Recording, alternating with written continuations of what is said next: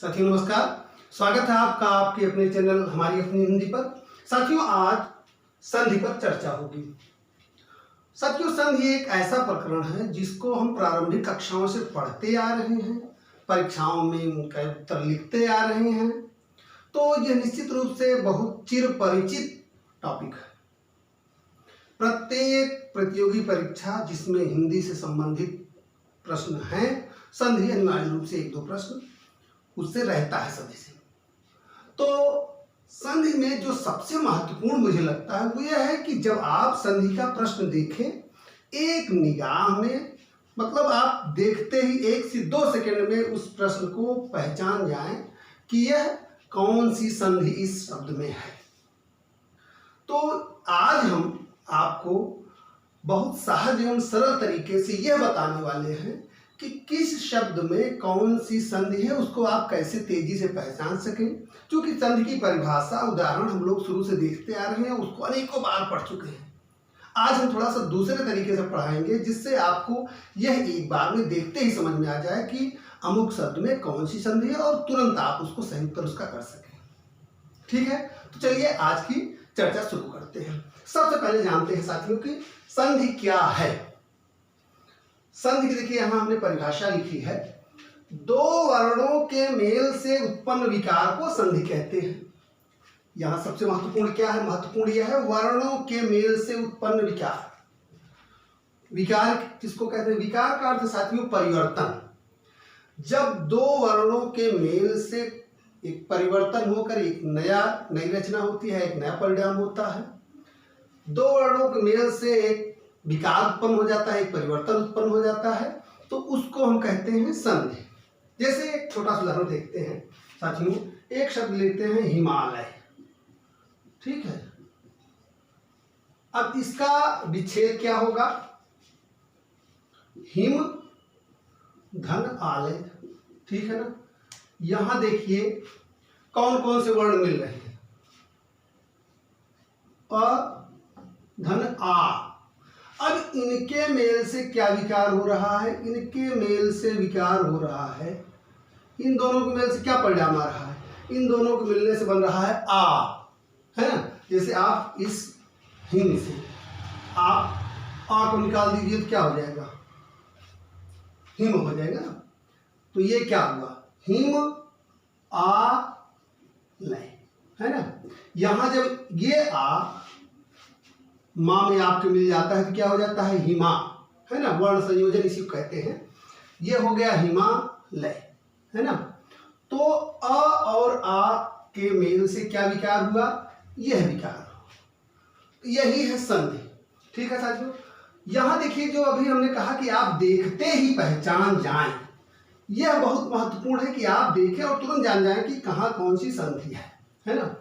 तो चलिए पहले हम संधि के भेदों पर चर्चा करते हैं, उसके बाद उसकी बात करते हैं। संस्कृत से हिंदी में जो संधि है हमारी संस्कृत से हिंदी में आई, उसके अनुसार संधि के 3 भेद: स्वर संधि, व्यंजन संधि और विसर्ग संधि। तो साथियों आज हम केवल स्वर संधि पर चर्चा करेंगे। तीनों पर चर्चा करेंगे तो हमारा वीडियो बहुत लंबा हो जाएगा।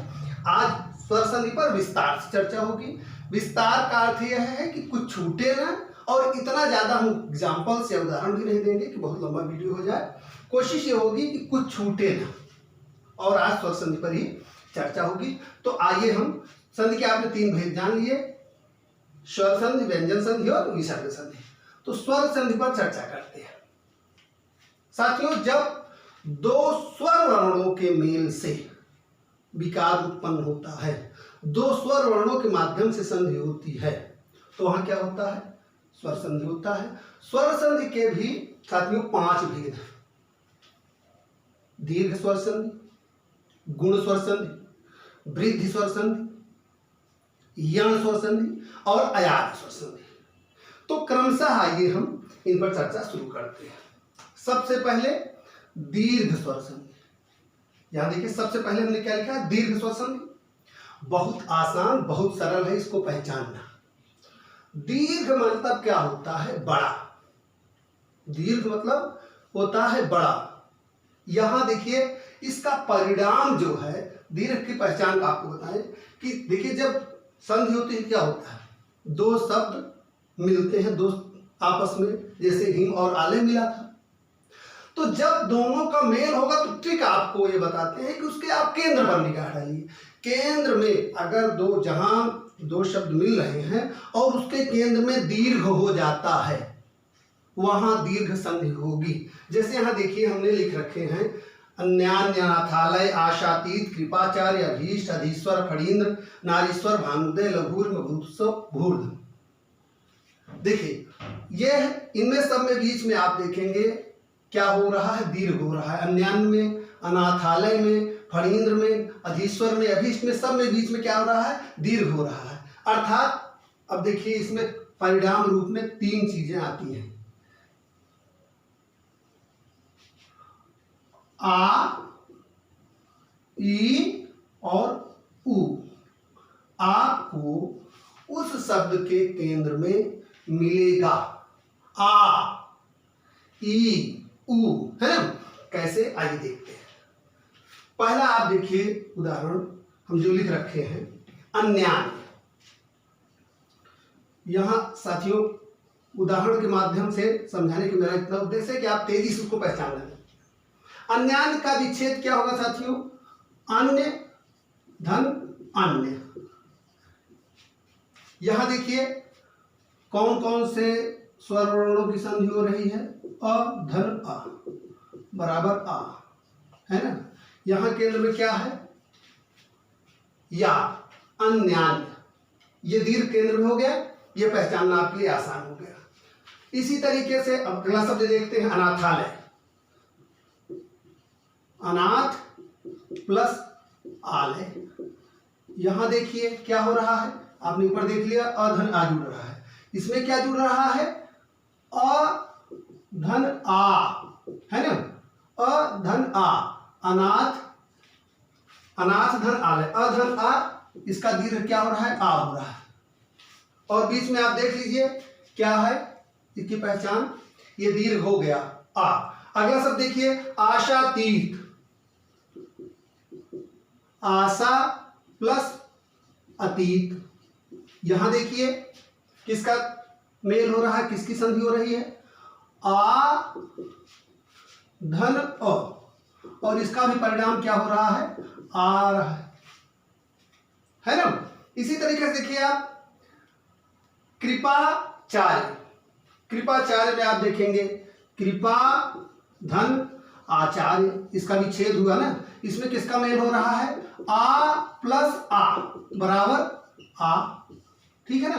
तो परिणाम क्या आ रहा है, परिणाम दो सजातीय स्वर अ और आ या आ इनके मिलने से कौन सा परिणाम आ रहा है, इनके मिलने से परिणाम आ रहा है ये दीर्घ आ, है ना।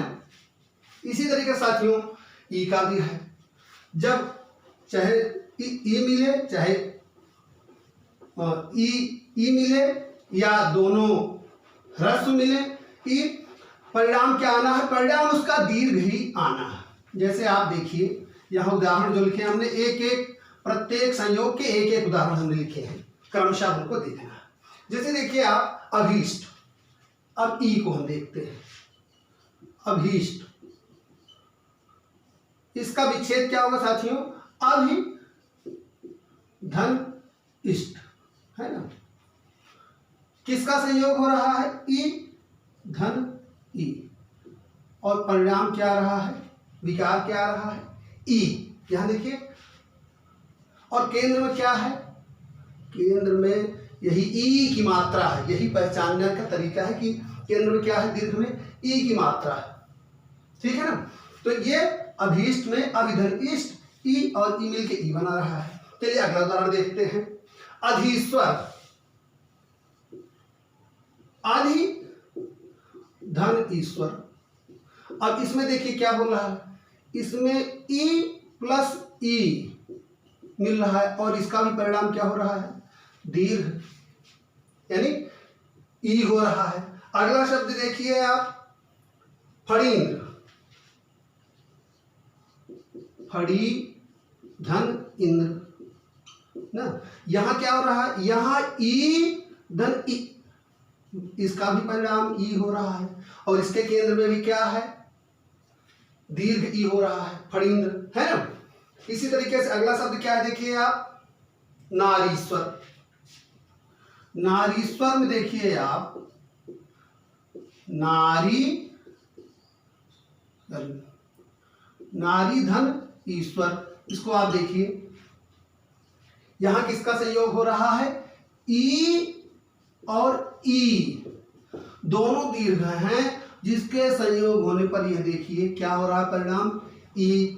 कहने का मतलब मेरे क्या है कि यह भी, चाहे वो छोटा दीर्घ ई जुड़े, चाहे ह्रस्व ई जुड़े, परिणाम क्या होना है, परिणाम उसका दीर्घ होना है। और इसके केंद्र में यह देखिए आप, सब में क्या है, ई की मात्रा, यह है, आपको सीधे समझ में आ जाएगा कि यहाँ दीर्घ संधि हो रही है, ठीक है ना।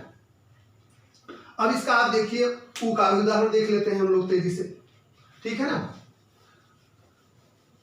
ऊ में भी यही नियम लागू होगा। हमने क्रमशः प्रत्येक जो है संयोग का एक एक उदाहरण लिख दिया है, जिससे आपको क्रमबद्ध तरीके से समझने में आसानी होगी।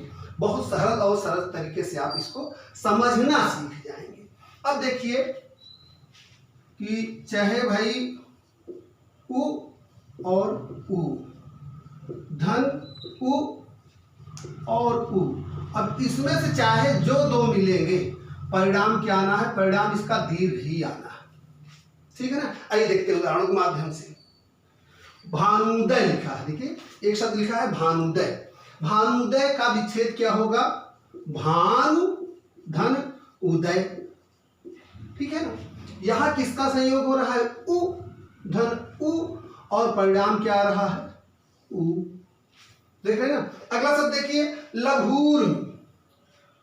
लघु और धन ऊर्मी, ठीक है।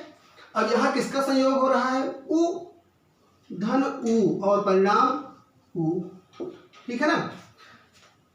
यहां भी देखिए वही बात है, दीर्घ वाली, जहां संयोग हुआ है केंद्र पे आप निगाह रखनी है। केंद्र पे देखिए शब्द के, यहां क्या है, ऊ है, ऊ है, ऊ है, ऊ है, ठीक है ना। तो चलिए अगला देखते हैं, वधूत्सव। वधूत्सव के विच्छेद क्या होगा साथियों, वधू धन उत्सव, ठीक है। अब यहां ऊ और उ का संयोग हो रहा है, जिसका परिणाम क्या रहा है, उ। अगला देखते हैं, भूर्ध। भू धन ऊर्ध बराबर भूर्ध। यहां देखिए क्या है, ऊ और ऊ मिलकर क्या है, यह, इसका भी परिणाम ऊ ही आता है। मुझे लग रहा है दीर्घ स्वर संधि को आप समझ गए होगा, और इसको पहचानना बहुत आसान है, और मुझे लग रहा है सबसे सरल भी है ये। तो इसको आइए, सरल तो सब है, केवल समझने की बात है, आप केवल उसकी ट्रिक समझ जाइए, उसको पहचानना समझ जाइए, तो सरल सब है। यह दीर्घ संधि हम लोगों ने साथियों तेजी से देख लिया। दीर्घ संधि का जो भी हर मतलब संयोग से एक उदाहरण आपने देख लिया है। अब दीर्घ संधि से हम आगे बढ़ते हैं वृद्धि संधि की ओर। साथियों वृद्धि संधि में क्या है, वृद्धि संधि में जब क्या होता है, आ ओ और आ मिले, आ मिलेंगे किससे, ई से मिलेंगे, तब उसका रिजल्ट आएगा क्या, ए, ठीक है। उसके बाद में आ अगर उ से मिलते हैं तो उसका रिजल्ट आता है ओ, ठीक है। और आ के बाद अगर री आता है तो उसका रिजल्ट होता है अर।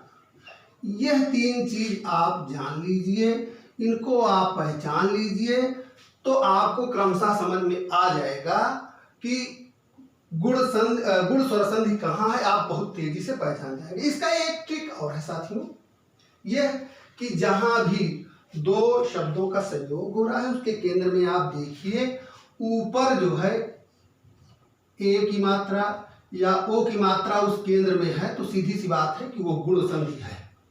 यहाँ इसको हम लोग कहते हैं सिंगल डंडी, अगर है बीच में चाहे ए हो चाहे वो हो, तो वहां गुण संधि होगी, साफ बात है। अगर ये सिंगल डंडी ऊपर है और जब डबल डंडी हो जाएगी या डबल झंडी हो जाएगी तो क्या हो जाएगा, सिंगल डंडी हम लोग मतलब बचपन जो पढ़ते थे तो यही हम लोगों का तरीका था कि सिंगल डंडे गुण संधि, डबल डंडी वृद्धि संधि, ठीक है ना। और अर का कैसे होगा उसको आप आगे उदाहरणों के माध्यम से समझेंगे। आइए देखते हैं पहला उदाहरण आपका। देखिए पहला उदाहरण क्या लिखा है, गजेंद्र। पहला उदाहरण क्या लिखा है, गजेंद्र। यहां देखिए जितने भी उदाहरण साथियों लिखे हैं आप ध्यान से देखिए, सब में क्या है, जा में ऊपर सिंगल डंडी, यहां देखिए कमल धन ईस कमलेश, यहाँ ऊपर सिंगल डंडी, यहाँ ऊपर सिंगल डंडी, यहाँ केंद्र में क्या है ऊपर सिंगल डंडी। यहाँ भी देख लीजिए अर्थ धन उपार्जन, यहाँ ओ की मात्रा ली है, यहाँ ओ की मात्रा, यहाँ ओ की मात्रा, यहाँ ओ की मात्रा, यहाँ अर, ठीक है ना, यहाँ अर। तो यह पहचानना बहुत आसान है। आप तनिक भी अगर विच्छेद में दिमाग लगाएंगे, मस्ती लगाएंगे, तुरंत समझ में आ जाएगा कि गुण संधि कहाँ है, ठीक है। आइए पहला उदाहरण देखते हैं। पहला उदाहरण जैसे हमने कहा कि अ और आ के बाद जब भी ई या ई होगा, ई या ई होगा, वहां ए हो जाएगा। परिणाम की ओर आप निकाल रखिए, आप उदाहरणों से तुरंत समझ में आ जाएगा कि परिणाम कैसे आ रहा है। गजेंद्र का देखिए आप विच्छेद करेंगे तो क्या होगा, गज धन इंद्र, गज धन इंद्र। अब यहां देखिए किन दो स्वरों का संयोग हो रहा है साथियों, अ और ई, अ और ई का संयोग हो रहा है ना, आप देख रहे हैं। अ और ई के संयोग से परिणाम क्या आ रहा है, परिणाम आ रहा है ए, ठीक है ना। मैंने कहा था ना कि चाहे अ से ई मिलेगा, चाहे आ से ई मिलेगा, चाहे आ से ई मिलेगा, चाहे आ से ई मिलेगा, परिणाम उसका ए ही आना है। चलिए अगला उदाहरण, गजेंद्र आपने देख लिया। अगला उदाहरण आप देखिए साथियों, कमलेश। अब इसमें देखिए पहले में क्या हुआ, अ धन ई मिला था। अब अगले उदाहरण में देखिए कमलेश का विच्छेद क्या होता है, कमल धन ईस, अर्थात अ धन ई।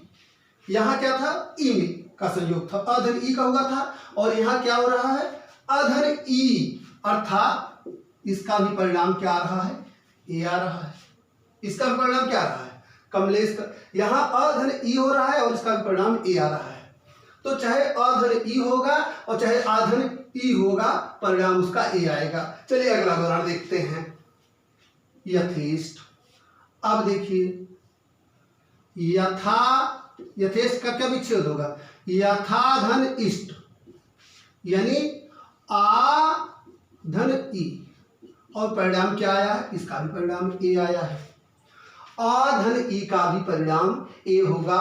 यहां देखिए हमने कहा है कि ये को आपको क्या ध्यान में रखना है, यथा धन इष्ट आ धन ई बराबर ये, यहां भी ए की मात्रा ही होगी। चलिए अगला उदाहरण देखते हैं। अगला उदाहरण है साथियों यथेष्ट के बाद उमेश। उमा धन ईस, यहां देखिए क्या है, आ और धन ई, यहां भी परिणाम क्या आ रहा है, ए आ रहा है। यहां देखिए आ धन ई था और यहां क्या हुआ, आ धन ई हो गया, लेकिन परिणाम उसका आएगा ए। कहने का तात्पर्य यह है कि आ इनके बाद अगर ई या ई का संयोग हो रहा है, संधि हो रही है, तो वहां कौन सी संधि होगी, वहां होगी गुण संधि। ठीक है साथियों, मुझे लग रहा है कि ये ए वाला आपने समझ लिया। अब आइए ओ का उदाहरण देख लेते हैं तेजी से। साथियों प्रत्येक संयोग का एक उदाहरण मुझे लग रहा है कि देख लेने से चीजें बहुत सरल हो जाएंगी। थोड़ा सा यह है कि वीडियो थोड़ा सा लंबा हो रहा है इसकी वजह से, लेकिन मुझे लग रहा है कि चूंकि सहज सरल तरीके से समझने के लिए आवश्यक है कि प्रत्येक का एक उदाहरण, एक से दूसरा उदाहरण मैं नहीं बताऊंगा, एक उदाहरण इसलिए बता रहा हूं कि बहुत लंबा ना हो। चलिए अब आपने ए देख लिया कि जो ए जो परिणाम आया, अब देखिए ओ कैसे आता है। ठीक है ना, चलिए अगला उदाहरण देखते हैं। अर्थोपार्जन, हमने क्या कहा था कि अ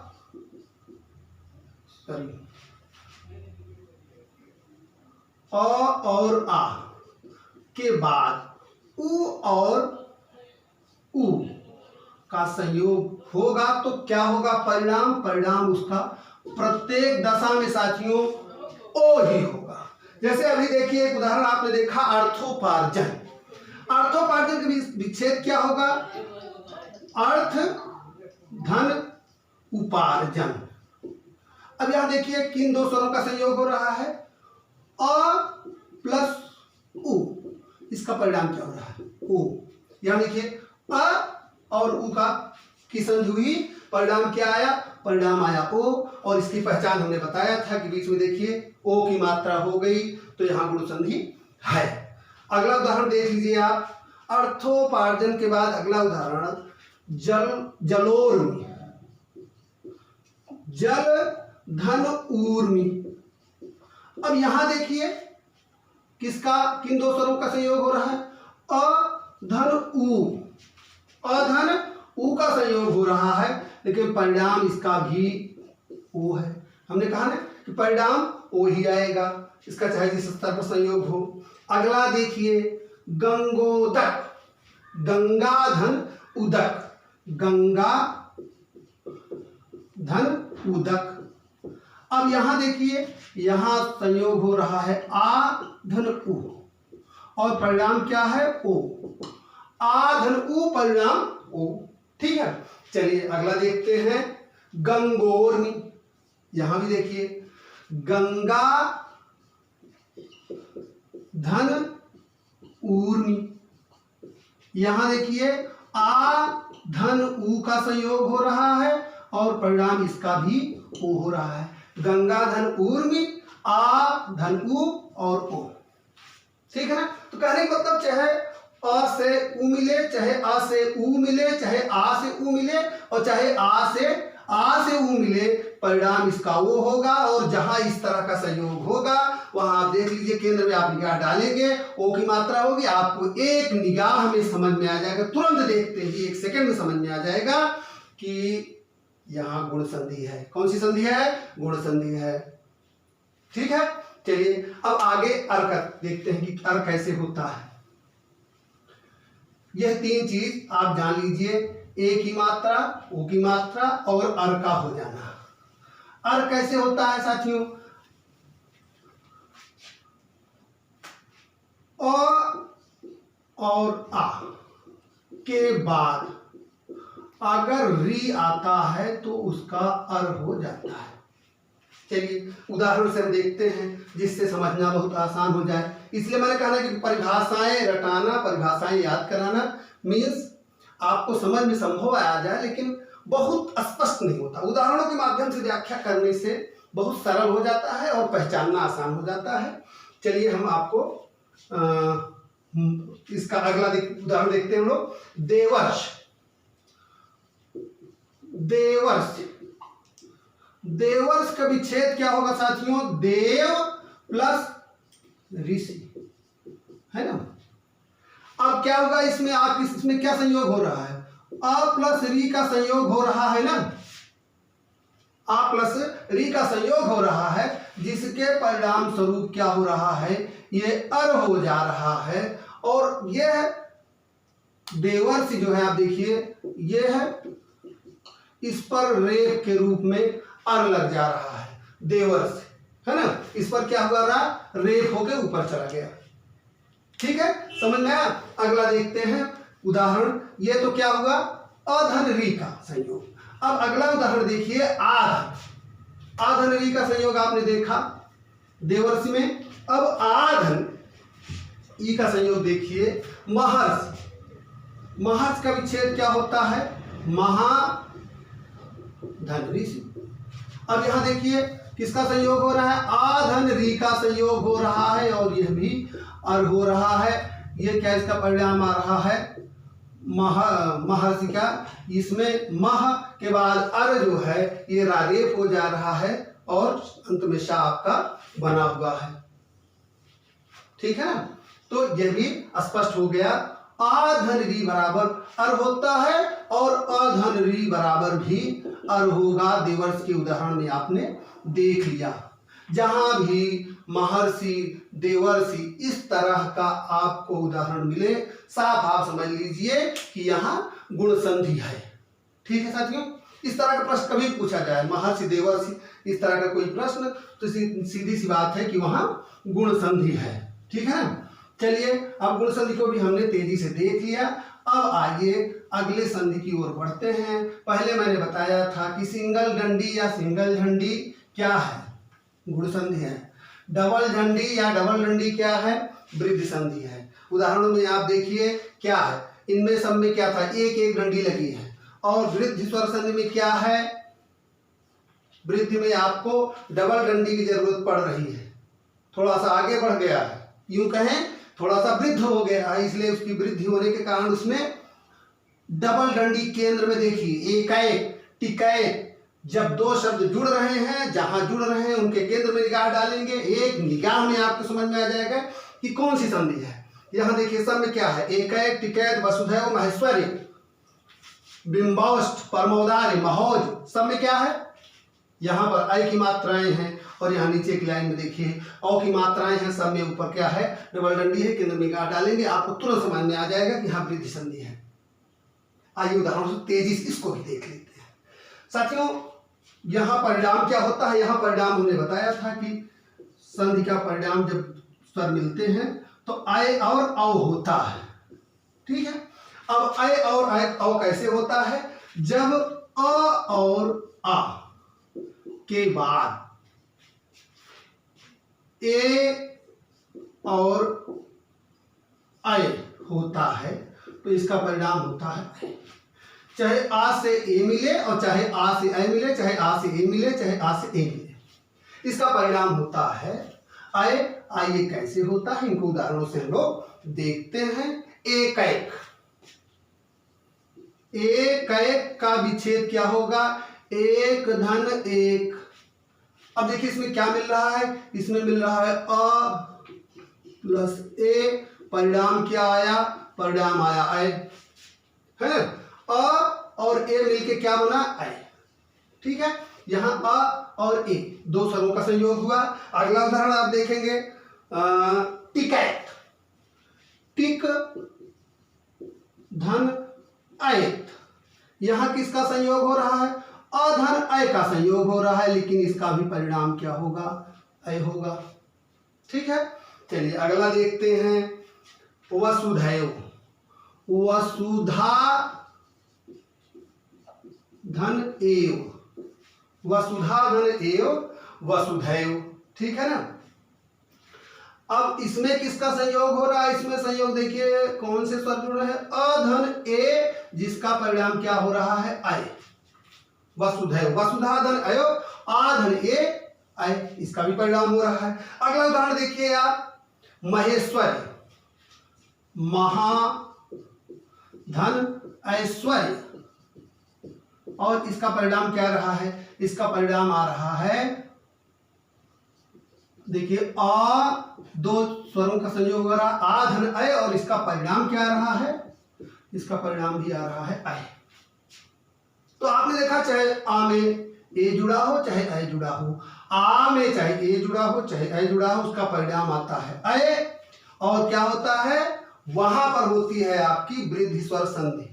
ठीक है ना, आपने अय को देख लिया। अब देखिए जब परिणाम अ आता है तो उनके उदाहरण हम तेजी से देख लेते हैं। ठीक है साथियों, यहाँ जो मैंने बताया कि ये झंडी और डंडी वाली ट्रिक थोड़ा सा आपको हास्यास्पद भले लग रही हो, लेकिन बहुत काम की चीज है। आप ध्यान लीजिए, डबल झंडी वृद्धि संधि और सिंगल झंडी गुण संधि, यह बहुत काम की ट्रिक है। और ट्रिक जो है उससे जो है याद करना साथियों बहुत आसान हो जाता है। अब अगला उदाहरण हम देखते हैं कि औ का संयोग कैसे बनता है। अ और आ, जब ओ और ओ और औ से ये मिलेंगे, चाहे ये इससे मिले चाहे ये इससे मिले, लेकिन इसका परिणाम क्या आएगा, इसका भी परिणाम आएगा औ, डबल झंडी। ठीक है, चलिए उदाहरण से देखते हैं। बिंबौष्ठ, बिंबौष्ठ का विच्छेद साथियों यहाँ देखिए, बिंब धन ओष्ठ, बिंब धन ओष्ठ। अब यहां देखिए कौन से दो स्वरों का संयोग हो रहा है, अ धन ओ, अ और ओ का संयोग हुआ, लेकिन परिणाम क्या आया, औ। ठीक है ना। अब अगला उदाहरण देखिए, आपको उदाहरणों के माध्यम से आपको बहुत आसानी समझ में आता चलेगा। परमौदार्य, परम धन औदार्य बराबर परमौदार्य।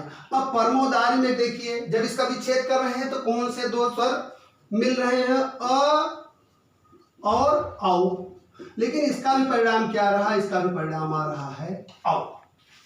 ठीक है ना। इसका परिणाम देखिए, यहां का अ और यहां का औ, इसका संयोग हो रहा है और परिणाम क्या आ रहा है, औ आ रहा है। आप जान रहे हैं कि इसमें क्या है, बार बार इसको बताने की जरूरत नहीं है। अगर इसको बताना पड़े तो फिर बेकार है आपको कि यहाँ अ म में निहित है, हल हट गया है ना।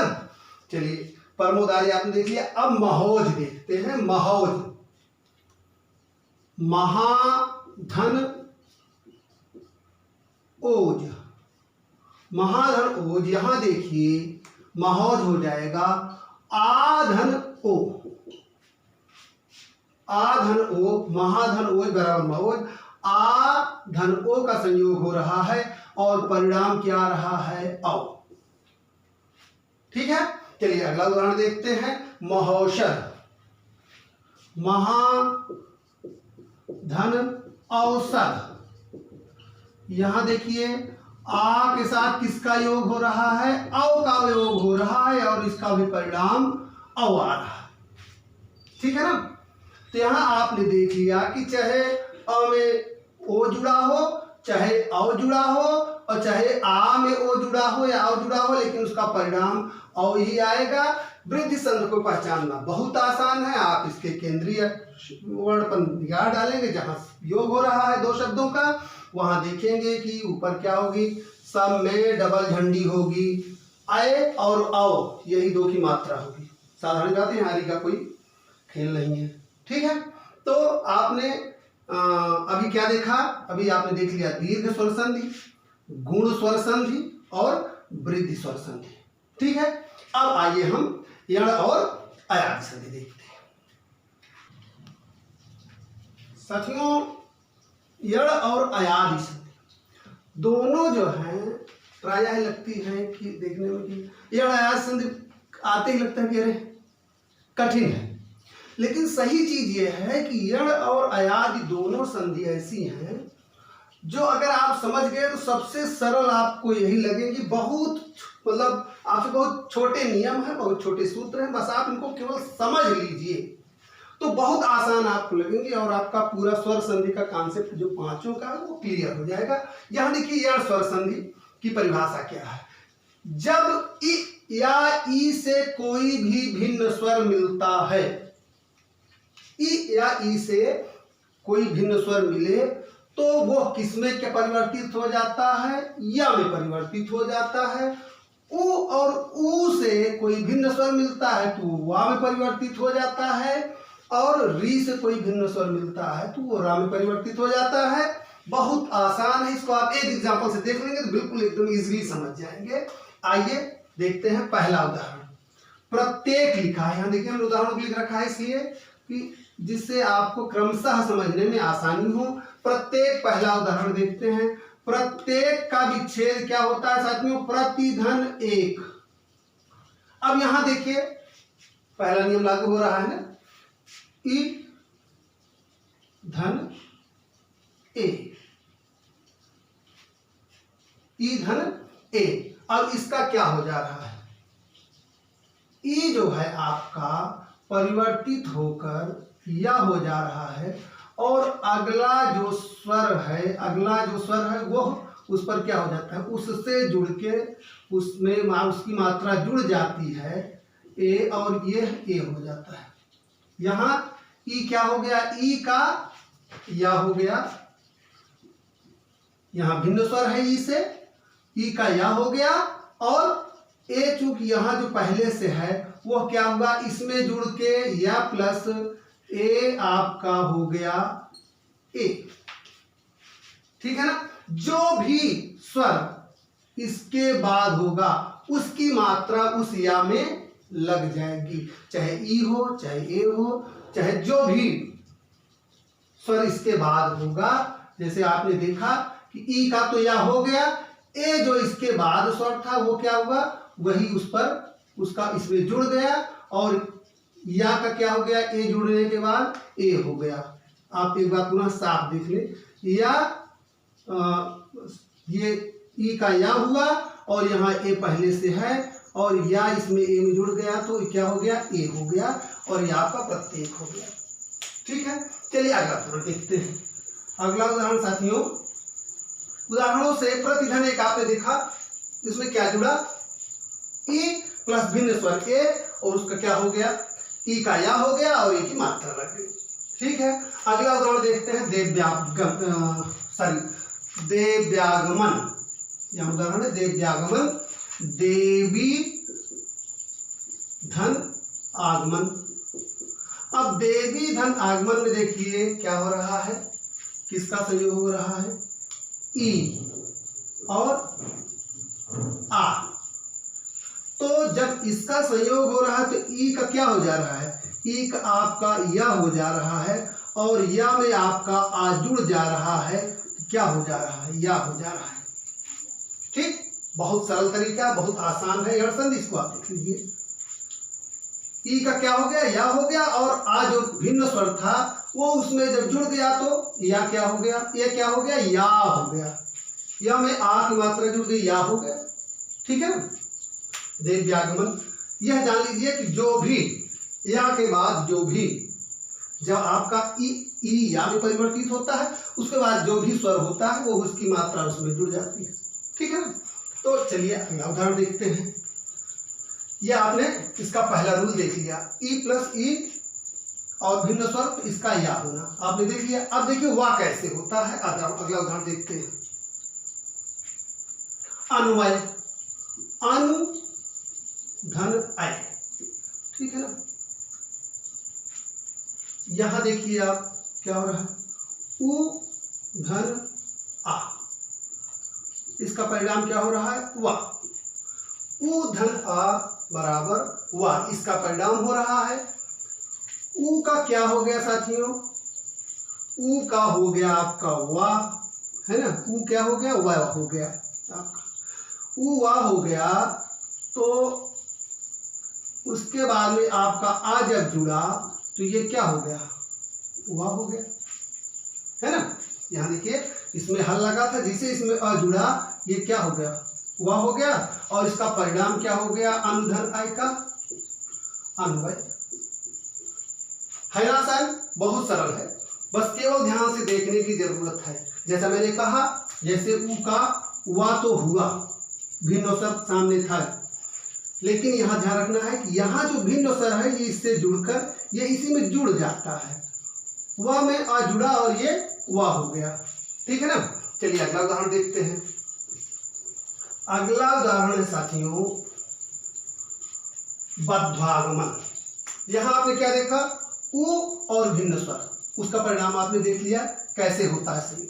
अब देखिए बद्धागमन का विच्छेद क्या होता है, बधु धन आगमन, बधु धन आगमन। यहाँ उ और आ मिल रहे हैं, अब उ का आपका क्या होगा, उ का भी यही हो जाएगा, वाह हो जाएगा ना, उ का वाह हो जाएगा, और आगे आपका आ है, तो ये वाह जो है, वाह में जब आ जुड़ जाएगा तो क्या हो जाएगा, वाह हो जाएगा, और वधु धन आगमन का क्या हो जाएगा, बद्धागमन।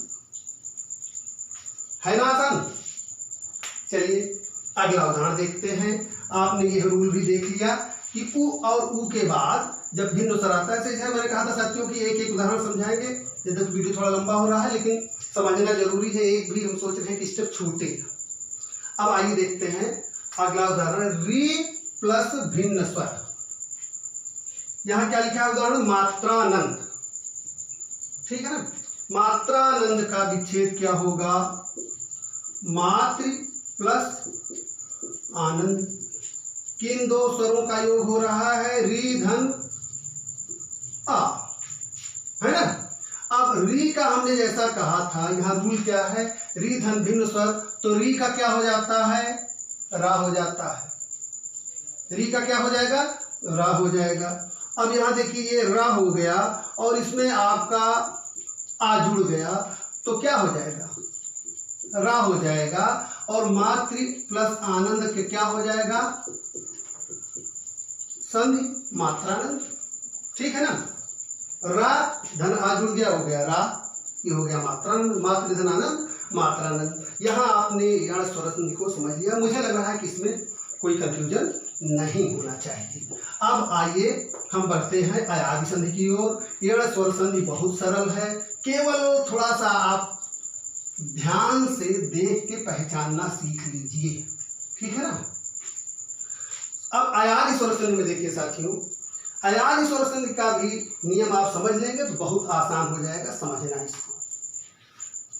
कह रहा है जब ए के बाद भिन्न स्वर आता है तो उसका अय हो जाता है, अय के बाद भिन्न स्वर आता है तो उसका आय हो जाता है, ओ के बाद भिन्न स्वर होता है तो वहां औ हो जाता है, और औ के बाद भिन्न स्वर होता है तो वहां आव हो जाता है। यही 4 रूल है, इसको आप समझ लीजिए। उदाहरणों से आइए देखते हैं कैसे। चयन, एक उदाहरण लिखा है, चे धन अन। ठीक है ना, चे धन अन चयन। यहां देखिए क्या है, ए के बाद भिन्न स्वर है। पहला रूल, ए प्लस आ, ए प्लस आ हो रहा है ना, ए प्लस आ का क्या हो रहा है, अब देखिए आय हो रहा है कि नहीं। कैसे भाई, जैसे इसमें से आपने ए निकाल दिया तो क्या बचा, आपका चा बचा ना, फिर आपका ए आय हो गया तो इसमें का आ इसमें जुड़ेगा, ये हो गया आपका च ना, और ए आ पहले से इसमें है, ये या में जुड़ गया, या चयन।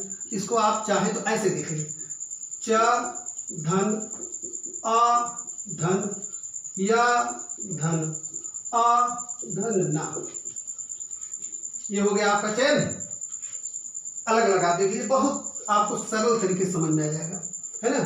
चयन हो गया तो यहां आपने देखा ए और भिन्न स्वर अ, ए से भिन्न स्वर अ मिला तो क्या हो गया, इसका अय हो गया।